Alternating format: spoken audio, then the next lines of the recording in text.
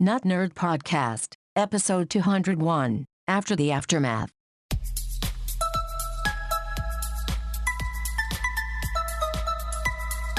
Welcome to the Notnerd Podcast. I am Nate Heath, and we are here to help you tech better. All kinds of great stuff today, coming off of our episode 200. Here with me, as always, Mr. Dave Baylor.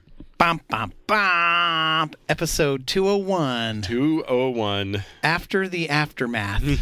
Is that what it is? Something like that? After the Aftermath. Yeah. If you made it through, did get some feedback. Some people liked the special 200 intro music. Good. And some people found some joy out of listening to episode 1 that we tagged on to the end. And did anyone comment at the very end of our tagged on episode? I had some sound effects that I built of someone walking. I did not hear anybody. Did you do your own Foley work on that? I took Foley elements and mapped them out. I edited them together to make that. Which might almost make you think that was episode 200. We're done. Shutting up shop. But no, we are back. We've got more stuff to talk about.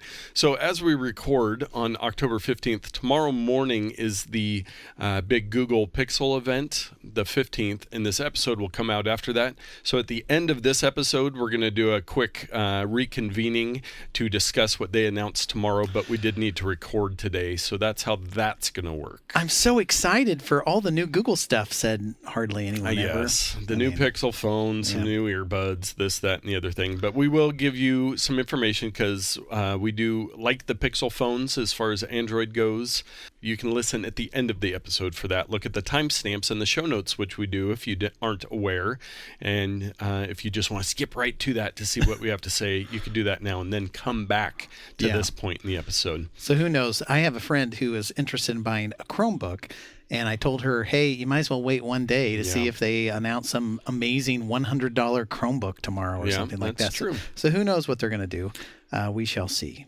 We shall. Some follow-up. Last week, we talked about, and I gave you an Aduro Neck Mount, the harmonica holder, smartphone holder. Dave, how are you? Are you enjoying that? I've used it several times. Yeah.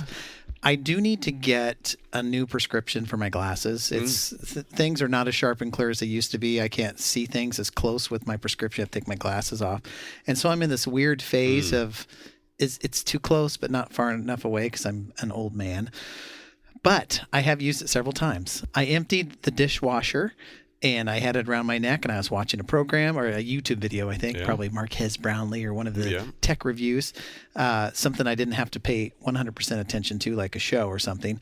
And then I was sitting in a chair, I think, using it, laid down, experimented with that. So it got a lot of use just kind of moving around the house and doing stuff. Now, if I'm listening to a podcast, it's not necessary. No. But if I'm watching a YouTube video, it's very handy to have around because I can use my hands to, like I said, put away dishes or whatever. So thank you again for that. Yeah, it seems like it would be good for gaming with your gaming controller. Possibly. You could have it right up to the face and then just hold your controller in it. I have not tried that yet because I primarily game on my iPad. And it's designed for the phone. But I'll give it a college try. Nice. And I did have a correction. I said it was from med.com. It was actually from Woot.com. They still have them available, and it's also available on Amazon. So I had a link in the show notes last week, and I'll do that again this week. Yeah, and don't forget on the website, Nate has done a great job of putting our show picks and products in a little, like a grid of products. You can just click on it, takes you right to the Amazon store. It looks like an e-commerce store, but it's just links to wherever our affiliate accounts for the stuff we talk about, so I'll be expanding that as time goes on. You've done a really nice job there. And also on one of my picks from last week, we had a voicemail follow-up from Elliot down under. Hey, not nerds. This is Elliot. So here's the question that I've been plagued by, and I just haven't had the guts to ask. Why do I need LastPass if I've got all the Apple convoluted iCloud stored wackiness all in the Apple thing? I feel like LastPass is just some Yahoo that 7 years from now is going to get hacked. So why do I need LastPass? Okay. Well, Elliot did follow this up with a disclaimer saying it was the first time he had talked that day. And so he was like, I was a little off my game, but he's basically wanting to know, we talk a lot about LastPass as a password manager. He's saying, why not just use the Apple iCloud keychain? Yeah, the built-in keychain function. Yes, which is built into your Apple products, built into Safari, to which I would answer, if you use anything besides Apple's products. So if you use Google Chrome even on your Apple computer, you can have LastPass built into that. If you're ever on a Windows computer, you can have it there. It is a lot more full-featured and manageable, as often is the case with Apple's products. They create something that just works very easily. It's basic. Yeah. Yeah, but I think I was having another conversation with somebody on LinkedIn about LastPass, and they've used KeyPass, which is an open source, just Windows application. I think maybe it's on some other platforms. But what I really like about LastPass is that pretty much any device that I have, I mean, I've even got it on my Apple Watch, but you can pull up those passwords, you can manage them, and you can put a lot more information in there too. You could put passport information, credit card, all these your library features. card, yes. anything. Whereas the Apple keychain is specifically for passwords through their browser on iOS and on Mac. So you're right, Elliot. The short answer is you don't need to use something else if you're just managing passwords and you're only using Apple devices. Yeah. But if you're doing other things and need a little bit more functionality, then LastPass is our recommended way to go. Yep. iOS 13.2, Dave, this might get you to upgrade to the new phone because they are adding in, when you go into the camera app and you're shooting video, you will be able to change the frame rate and the quality of video. I have never heard this before. Yes. So in 13.2, the betas, which are out now for the new, I believe it's the iPhone's 11, is what it's currently doing. This has been one of your grievances, is that when you go in there, you can't, and many people, you can't switch in between, say, 4K and 1080 or 24 frames a second, 60 frames per second, all this stuff. Yeah. Well, you're going to be able to do that. So why can't they trickle that feature down to my device if it's a software issue? I wonder. There must have been some limitation at some point in the hardware of getting that. I was trying to figure out what that would be. Yeah. But it looks like it's coming. Just to recap, currently, if you're shooting your video in 1080p, 30 frames per second, and you're like, you know what? I want to do something cinematic. I want to do something great. You have to go out of your camera app into the system preferences, scroll down and find the camera app thing. Go in there, change the resolution to 4K, change the frame rate to 24, go back out, go back to your camera app. And it's like, well, the event that I was going to film is already gone. Yeah. The Sasquatch has already moved on to a different forest. So I want the ability, like many, to just tap a button, switch it right on the main screen, like practically every other phone camera in existence. Now, you're looking on your Pixel 3a, is that the version, to see. So I can switch between 30 frames a second and 60 frames, but I do not see a setting to do the quality on my Pixel 3a phone. Does that shoot 4K or does it only do 1080p? It should do 4K, but I'm not sure. And I'm sure the listeners are riveted at this moment. Well, if they could just be patient and wait a little bit longer, let's go online. Let's look. No, I'm kidding. But this is good news. This is good news that it's coming. It's been a long time in the coming. And come on, it's 2019. I have to deal with this, so I'm glad. But I'm going to be a little disappointed if I can't use it on my last year's 10R. What's the rub? Why not? Yeah. So we shall see. We'll keep you updated, dear listener. And you may not even realize this. I mean, you may be out there shooting your stuff and be like, oh, I never even thought to change the resolution of my video camera or whatever. But it's there. Yes, it is there. Also there, last week, Apple released macOS Catalina, the newest version of their computer operating system. I would say probably hold off for now.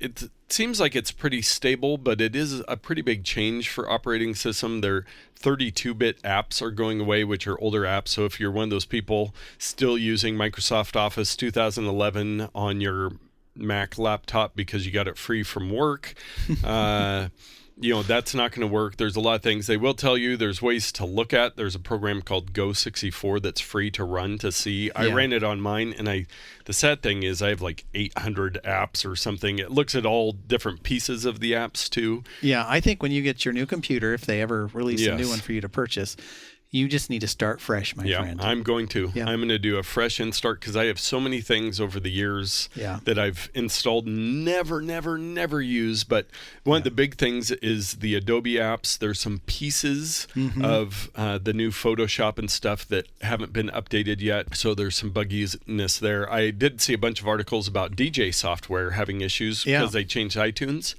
And I'm like, well, I definitely can't upgrade then. Well, then I started thinking, I saw a picture on Twitter a couple weeks ago of Tim Cook at DJ Algorithm, the makers of the app I use. And I'm like, well, if Tim Cook was just visiting them and they haven't figured this out, and I read an article, and guess what? They have. So it's a seamless transition for that. Well, I mean, you basically just have a playlist that you just turn on anyway. Yeah, right? yeah. I'm just sitting there doing nothing. So there are some changes to it. iTunes is kind of broken up. I hear good things. I'm excited to use it, but no rush if there isn't a specific reason. Another thing I didn't even know about, on the Apple TV, the latest software, within the TV app on Apple TV, so some of the built-in stuff, they have picture-in-picture modes now.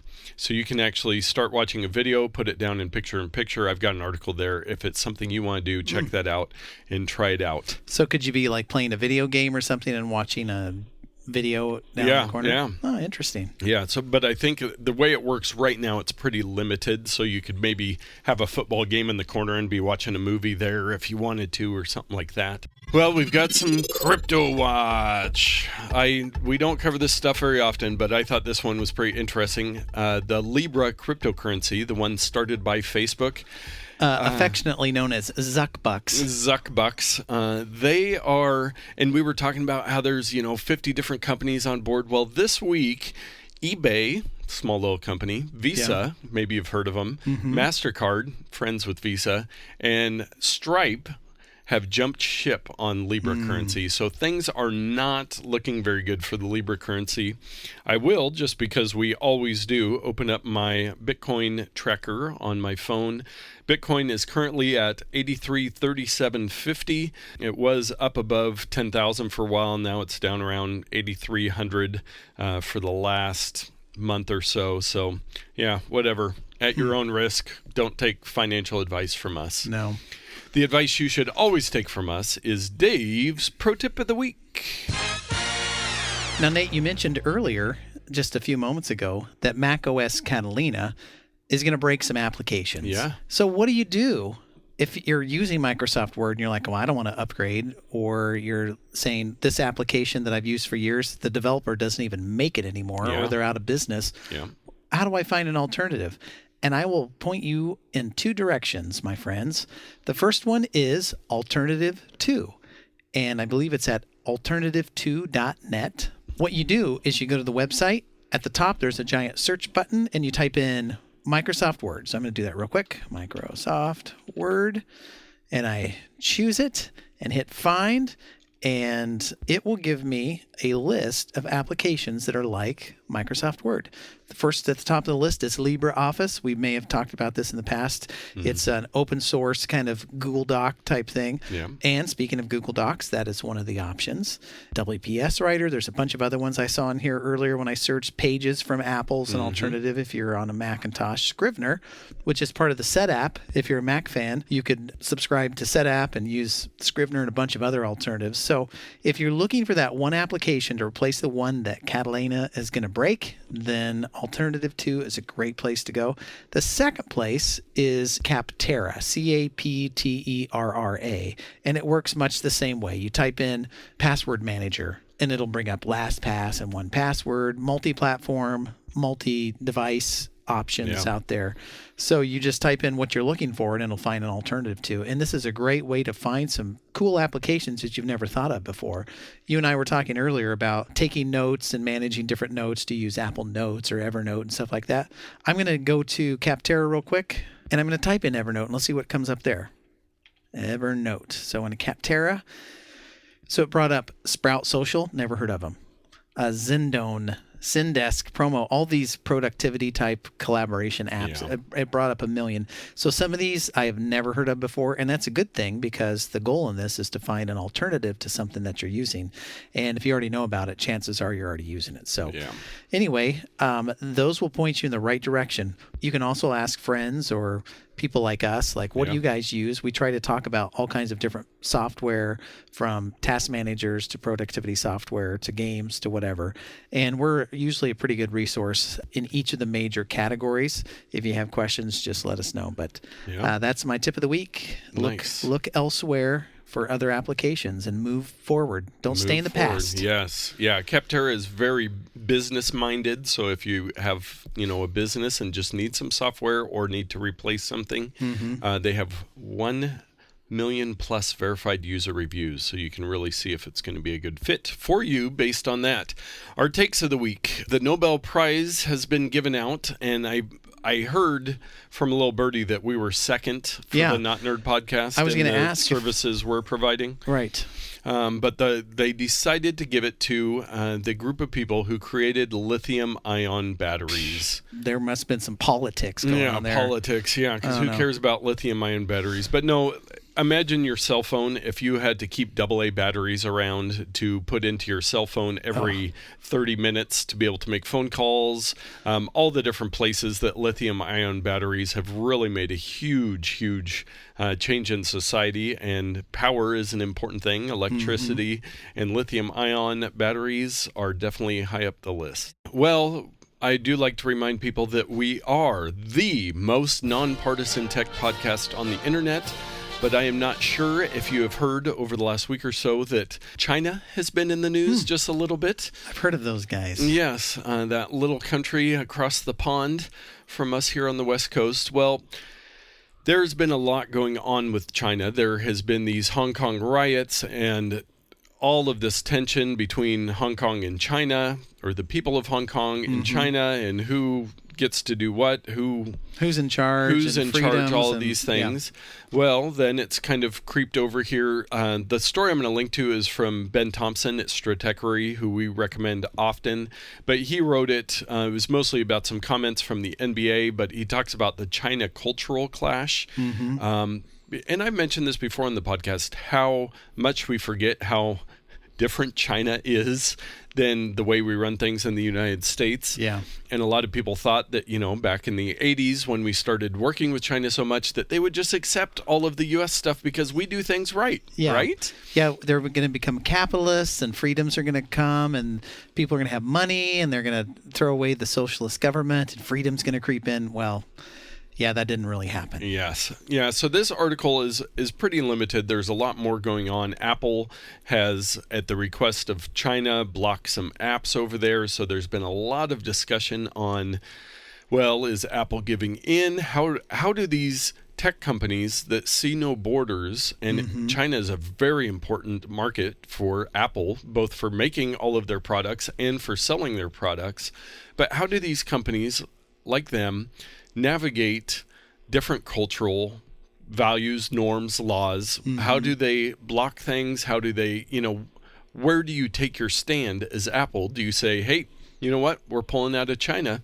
We're not going to do anything there. We're going to give up billions of dollars. Well, they have a couple shareholders that might be opposed to that. And do they just do whatever China says and not take any moral stands on what their company believes? It's a hairy subject. And let's not forget that every single component that goes into Apple's products has passed through China in one way, shape, or form. Yeah. Maybe not the software. Yeah. But the silicon that the software is programmed on certainly has. Yeah. So. Yeah. And they've worked a lot on labor over there and working with, some of the labor issues. So they do a lot, but I don't know the answer, and everybody is trying to figure out what the answer is on these different companies. It's not just Apple. Blizzard, which makes some games, Epic, and then there's TikTok, who's wholly China-owned, and everybody in the U.S. uses it. So it's this two-way thing that has kind of been brewing for a long time, and then with the tariffs on top of that and the trade war that seems to be happening, there's a lot going on with China now, so we'll see how it plays out. I'm optimistic that things will work out. But it's definitely been a hot button topic this last week. It certainly has. Who should do what where, and I don't know the answers. I don't think you do, Dave. I do not. But yeah, I thought we would at least bring it up to show you that we are aware of it. In our pet segment of the week, Uber Pet, because Uber needs to make money, they are now letting furry friends join the ride for a fee.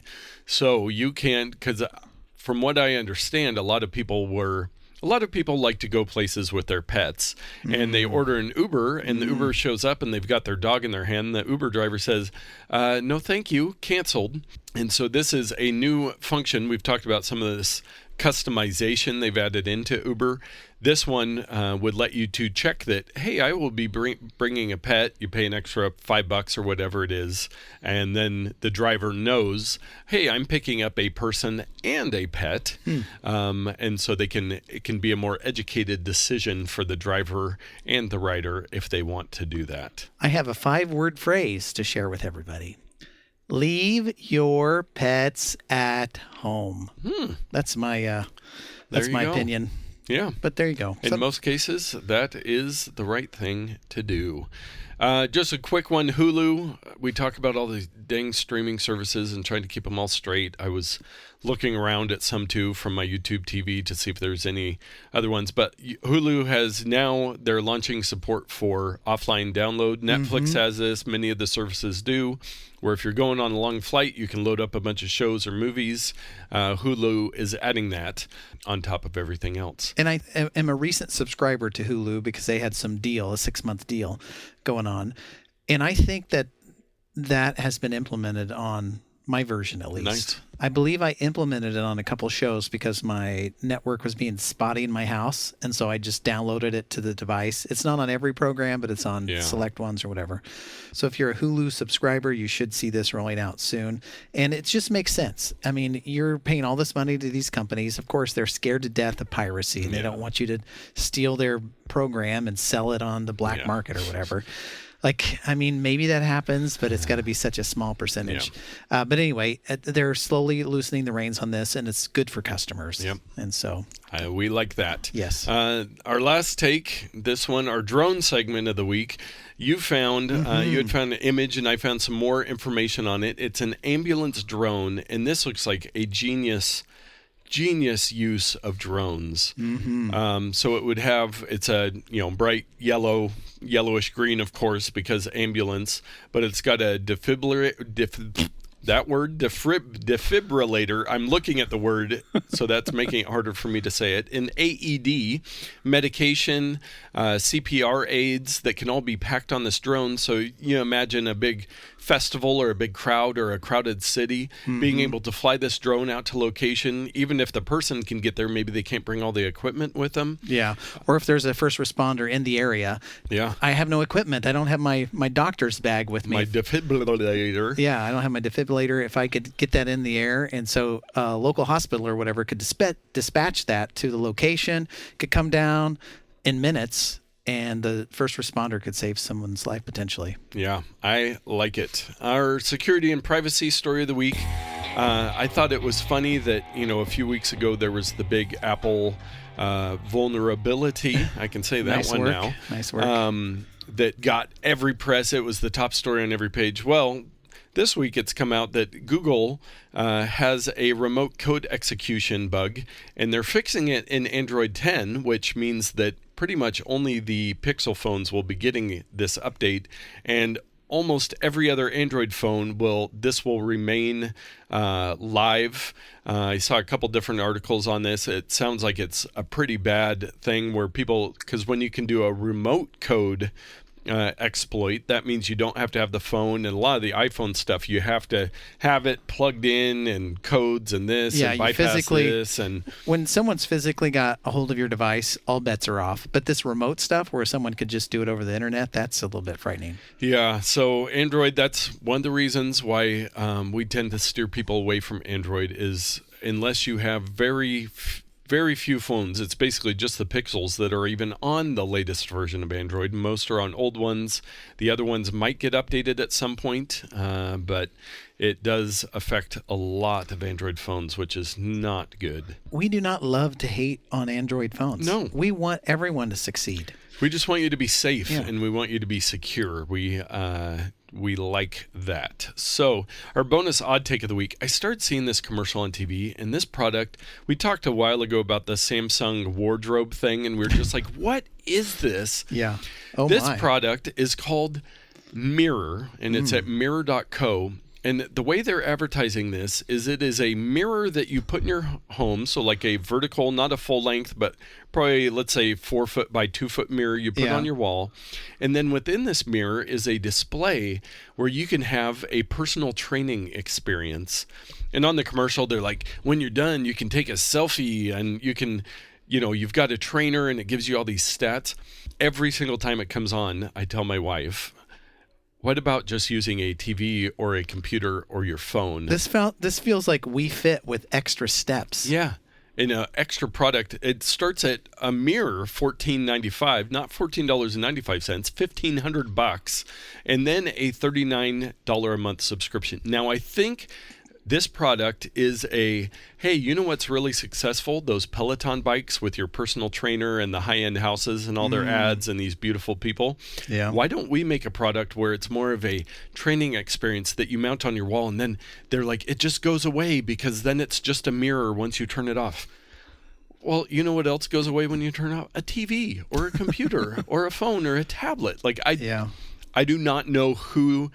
The target market for this is somebody that has way too much money. Yeah, more money than they... And wants to be able to, that values the fact of, hey, look at my mirror. It turns into a training device. Yeah. So if anybody out there, if that fits your description and you buy one of these, please let us know why. You know what? This is better than all the treadmills all across the country that are sitting in bedrooms with clothes hanging on them. At least it takes up less space. Yeah. And it's on the wall. Yes. So if you're going to buy it and not use it, I would recommend this over a $1,200 treadmill. So that's their only decent selling point.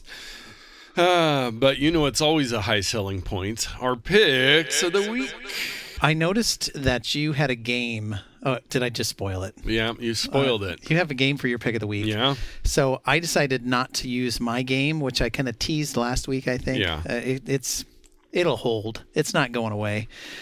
And I wanted to do something hardware related. So for where I work, we needed to use an iPad for doing presentations and that type of thing. Mm-hmm. And so we have an Apple TV in one location, and the presenter from the stage wanted to present stuff from the iPad. And so I said, let's just get the entry-level 7th generation iPad and do this. And so my pick of the week, and we've talked about iPads over and over again on this podcast. Related, this weekend I was also talking to a friend who is very keen on getting a tablet. And he was working with the Kindle Fire that I have, the 7-inch crummy $40 ones. He's like, I just really need to just buy one of these. And I said, why don't you instead quadruple your money here and let's buy the entry level 7th generation iPad. And so I showed it to him and going through it, and I'm just like, this is so much better of an experience than what you're going to get from those Kindle Fires. It runs all your applications. The screen is bright and beautiful. The battery lasts 10 hours plus. He's thinking for when he travels, he's on a plane, consuming media. I'm like, you add a pencil to it. You've got like a sketchbook, a notebook. I'm like, this just feels like it's so much more in line with what you want to do. And so I may have sold an iPad, but I wanted to remind listeners that this past September, I think September 10th, is when the newest version of the iPad 7th generation, it's got a newer, larger display than last year's model. Instead of 9.7, it's got the 10.2 inch display. It's got an older processor. That's fine. Apple's processors are so far ahead of the competition. Even last year's processor is fine. It's got plenty of RAM. It's got plenty of everything. You can put on new peripherals because it has the dock connector, the little dock connector thing to add keyboards and stuff like that. So it's just a wonderful product. If I were the Pied Piper of devices, I would buy 50 of these and just hand them out to people. Because they're perfect in almost every scenario. Especially for entry level, if you're just looking to do low level stuff on an iPad at that price, what a good investment. Yeah, and you'll use it for years. That $329 will last you 5 to 7 years easy. You'll never have to upgrade. Very good. Well, my pick is a game this week, and we talk a lot about games, and we talked a lot about Fortnite and PUBG, and I just talked last week about Candy Crush and how I love that. Well, there is a game that is very near and dear to my heart. In the early 2010s, per se, I spent an inordinate amount of time playing Call of Duty. Okay. I had the Xbox 360. I played Call of Duty online, just the multiplayer stuff. Any chance I could. It was nearly a problem in my life. You knew all the hiding spots to snipe people. Yeah. It was the best. Well, you can imagine my excitement when last week I saw, I think it was last week, Call of Duty Mobile is out on iOS, and I think it's on Android as well. This Call of Duty mobile version, they do have a mode where it's like Fortnite, where you can do, you get dropped in with a team with 100 people and you fight to be the last one. But they also have built in a multiplayer mode where it pairs you up with other people, and you're playing, and a lot of them are the classic maps that I remember from when I played it. Nice. It is just, if you are a Call of Duty fan, check out Call of Duty Mobile. It's a great experience. It's fun gameplay. Of course, you can be a platinum subscriber or whatever, and you get more stuff. Bling. Yes. And it is available on Google Play Store, so if you have an Android device, you can enjoy it. But it's free to download with in-app purchases. Yes. So I have been playing it some. I love it on my iPad with that bigger screen. I feel like I'm pretty good at it. I've won a couple times. Nice. But it is a fun game. It is interesting to look at gameplay of that versus like Candy Crush. Candy Crush you can do very passively, kind of watching TV, and you kind of do a move, look back up the TV. Call of Duty, when you're playing multiplayer with a bunch of people, you can't just stand around and pay attention to your kids. You've got to be committed to... You're focused. But it is a great game, and I think I'm actually going to unsubscribe from the Apple Arcade. I think I have... This is going to take all your time. I know. Well, I've got Call of Duty. I'm still really liking the Mario Kart, because every 2 weeks they release a new batch of levels that you go through, and then Candy Crush. So I really don't need the Apple Arcade. I might come back to it if I get tired of the other games. But yeah, Call of Duty Mobile is pretty stinking fun. Our Ramazon purchase of the week, I actually know who bought this one. It was somebody that I was doing some work with and sent them an affiliate link to purchase the TP-Link Deco Whole Home Mesh Wi-Fi System, Home Care Support, Seamless Roaming, Dynamic Backhaul, Adaptive Routing, up to 5,500 square feet, coverage M5. Wow. Now, what was that again? Can you say? Yeah. No, I cannot. So we've talked before, these mesh Wi-Fi systems for larger spaces. This was actually a business. I had installed a couple years ago a nice TP-Link router, but they had a lot more devices. They have a pretty big building. They were trying to just get better coverage. There were some definite weak spots. So I started looking through, read a bunch of reviews on these different mesh Wi-Fi systems, and I think this is a really good one. Eero is a very big one. You might see advertised that Amazon actually owns now. Google's got one that you'll see at Best Buy. There's a lot of brands, but for the features and the values, I suggested this one to them, the Deco, and this was the M5. They have some different versions, but this one is just a good product, and it was super easy to set up. You plug it into the internet, download an app on your phone, and then it walks through all the setup of your Wi-Fi network, where to place them, how your signal is, all that stuff. And then it gives you, there's some parental controls. If you're at home, you can do a lot of great things with it. So if you have a larger home, this one says up to 5,500 square feet. So my house definitely does not require a mesh system. No. But if you do have some weak spots in your house, I've recommended these to some other people that do have larger homes, and they've been very happy with them. So if you need some better Wi-Fi in your house, I would look at one of these mesh systems. They've come a long way. They really talk well to each other to really make it seamless to walk through your house instead of a wireless extender or some of the older technologies. This stuff works really well. And since it's modular, you can just keep adding on access points the bigger your house gets, or the more coverage that you want to. I want to go out to my garage or upstairs to my second level or whatever. Yeah, you just plug it in. Yeah. Open the app, add another one to the system, and Yeah. you're good to go. And the Works newer great. ones, they do have, it's just like 2 units, so there's some variety there. But if you're looking at one of these, check this one out. Dave, what would you pay? I'm not sure if you know what these I don't. are running. If it's the single unit option, my guess is it's going to be probably somewhere between $80 and $120. If it's the multi-port, it's going to be upwards of $250 to $300. So the single unit, I would say, let's go with the price of right at $99. I believe the single units, when I was looking at these, were $99. This was the 3-unit system. Okay. Which is currently at $159.99. Oh wow, that's so great that's for one of the 3. reasons it's a reasonable price, because a lot of the other ones are $250 plus to get 3 units. Wow, that's a great price. Yes. Well, we're going to wrap up this segment of the episode right now. We will be coming back with some Google information for you. So stay tuned for that. Stay tuned for that.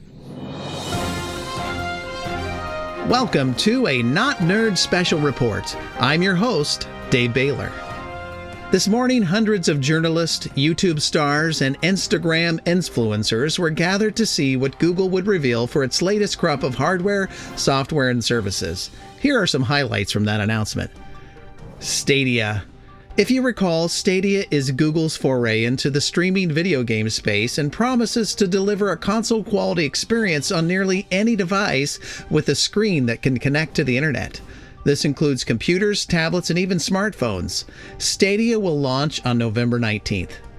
Next up, the all-new Pixel Buds. Pixel Buds are Google's take on AirPods. With their circular design, Pixel Buds support Google Assistant and Google Translate and respond to the familiar "Hey Google" activation phrase just like last year's model. These buds claim to have a 100-yard range and offer 5 hours of listening time on a single charge and 24 hours with the wireless charging case. The all-new Pixel Buds will be available next spring. The Pixelbook now has a new sibling in the Pixelbook Go. Offering an Intel Core M3, i5, or i7 chip, this Chromebook can be configured with 8 or 16 gigabytes of RAM and a 64, 128, or 256 gigabyte SSD. Pixelbook Go comes in 2 colors, just black and not pink, and starts at $649. The Google Home Mini gets an update and a name change. Now called the Nest Mini, this device offers stronger bass and a more natural sound for only $49.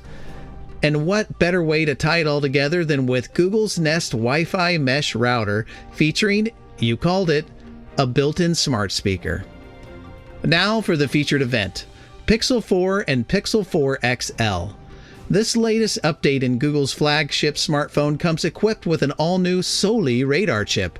It uses motion sense to track your hand movements and allows the device to be more spatially aware of its surroundings.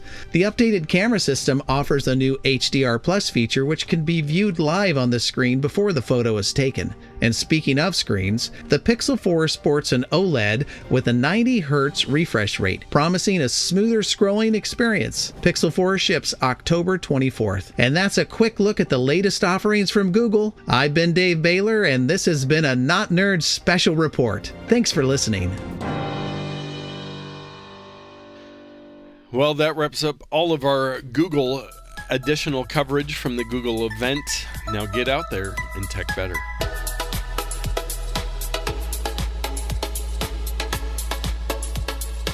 Oh, you know what I have in my pocket that I'm going to use?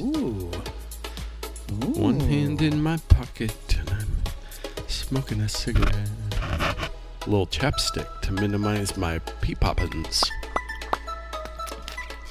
Now I'll sound extra juicy.